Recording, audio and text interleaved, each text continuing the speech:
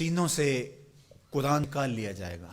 حافظ صبح اٹھیں گے تو انہیں ایک حرف بھی یاد نہیں ہوگا. حتیٰ کہ جو مصاحف کے اندر کتابوں کے اندر قرآن مجید چھپا ہوا ہے، صبح کھولیں گے تو کسی ورقے پہ کوئی لفظ نہیں ملے گا، کوئی حرف نہیں ملے گا. کعبہ اٹھا لیا جائے گا، زلزلے ہوں گے، اللہ کا قہر و غضب ہوگا، خسف ہوگا، مسخ ہوگا، زمین میں لوگ دھنسا دیے جائیں گے، سورج مغرب سے طلوع ہوگا، دجال کا ظہور، ساری علامات اشراط الساعہ آپ سنتے ہیں. لیکن اس سے قبل اللہ تعالیٰ جل شانہ نے تنبیہات رکھی ہیں. ہے وہ عذاب ہی، لیکن عذاب استیصال کے معنی میں نہیں ہے.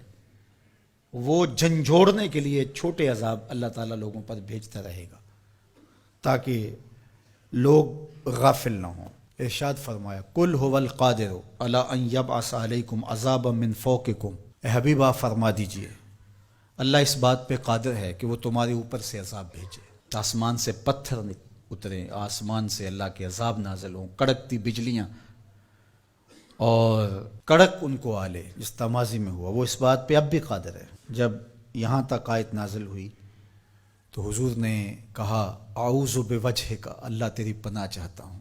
پھر اس کے بعد یہ کلمات نازل ہوئے او من تحت ارجلکم، یا تمہارے نیچے سے وہ عذاب پیدا کر دے، زلزلے آئیں، طوفان آئیں اور تم مٹا دیے جاؤ.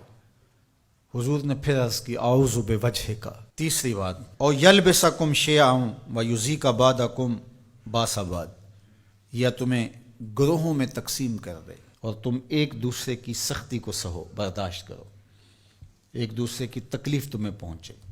تو حضور نے فرمایا ھذہ اھون یا ھذا ایسر، یہ آسان ہے. تو تین طرح کے عذاب ہیں جو اس آیت کریمہ میں ذکر کیے گئے. آسمان سے عذاب نازل ہو یا تمہارے نیچے سے وہ عذاب پیدا کر دے. اور تیسرا یہ ہے کہ تم تشتت و افتراق میں مبتلا ہو جاؤ، خانہ جنگیاں لگ جائیں، تم ایک دوسرے کو تکلیف پہنچانے کے درپے ہو جاؤ. یہ تیسری قسم کا عذاب ہے. اور مسجد اجابہ میں حضور نے جو 3 دعائیں مانگی تھیں اس میں تیسری دعا مانگنے سے روک دیا گیا، وہ یہی تھی. حضور مانگنا چاہتے تھے اللہ یہ امت فرقہ فرقہ نہ ہو، ٹکڑیوں میں نہ بٹے، یہ امت آپس میں ایک دوسرے کو توڑنے نہ لگ جائے، ایک دوسرے کے گریبان کو نہ نوچے. لیکن حضور کو منع کر دیا گیا کہ یہ ہوگا جب بدکاریاں ہوں گی، جب گناہ ہوں گے تو اللہ جل شانہ اس کے بدلے میں ان پر جو چھوٹا عذاب مسلط کرے گا، جو ان بڑے عذابوں کے مقابلے میں چھوٹا ہے.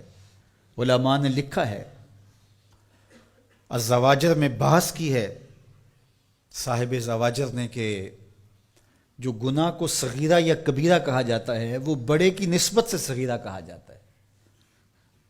چھوٹا گناہ اس لیے کہا جاتا ہے کہ وہ بڑے سے چھوٹا ہوتا ہے، ورنہ جو چیز اللہ کو ناراض کر دے وہ چھوٹی نہیں ہوتی، گناہ بڑا ہی ہوتا ہے. جو اللہ کی ناراضگی کا سبب ہو وہ چھوٹی چیز نہیں ہے، وہ بڑی چیز ہے. تو جو گناہ صغیرہ کہا جاتا ہے تو اس کا مطلب یہ ہے کہ بڑے کی نسبت سے چھوٹا ہے.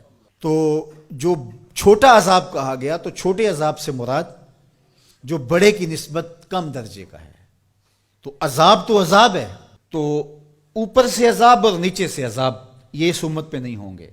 یعنی قحط نہیں ہوگا، غرق نہیں ہوگا، آسمان سے پتھر نہیں برسائے جائیں گے، لیکن چھوٹے عذاب ان پر مسلط کیے جائیں گے.